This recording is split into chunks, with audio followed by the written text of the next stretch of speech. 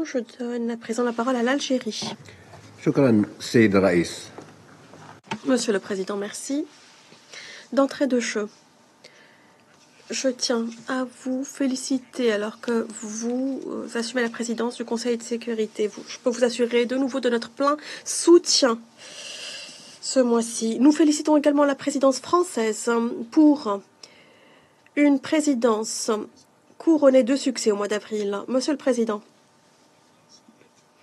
j'aimerais également me féliciter de la présence de son Excellence Elija Svedanovića, la présidente en exercice de la présidence tournante Bosnie-Herzégovine. Je souhaite la bienvenue également aux représentants pour la Bosnie-Herzégovine, de l'Union européenne, de la Croatie.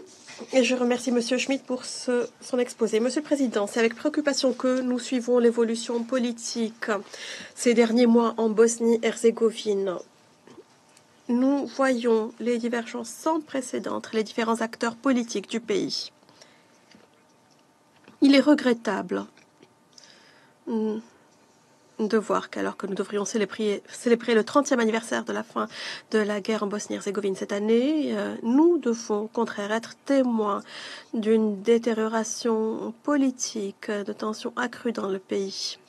Cette situation affaiblit la confiance entre les différentes circonscriptions du pays et retarde le processus de réconciliation. En outre, elle mine tous les progrès réalisés dans la construction des structures politiques et économiques du pays. En outre, le conflit en cours, l'escalade des tensions, ne fera que creuser ces divisions entre différents acteurs politiques. Elle sera une menace pour la stabilité du pays. Par conséquent, j'aimerais faire remarquer les points suivants aujourd'hui. Tout d'abord, il est important d'adhérer à l'accord de paix de Dayton et de veiller au respect strict de ces dispositions. En tant que base principale fondée sur le consensus pour la Bosnie-Herzégovine, c'est pourquoi nous réitérons notre appel à tous les partis politiques afin qu'ils respectent cet accord et ses annexes, afin de profiter de l'équilibre qu'il permet pour garantir un meilleur avenir au peuple de Bosnie-Herzégovine.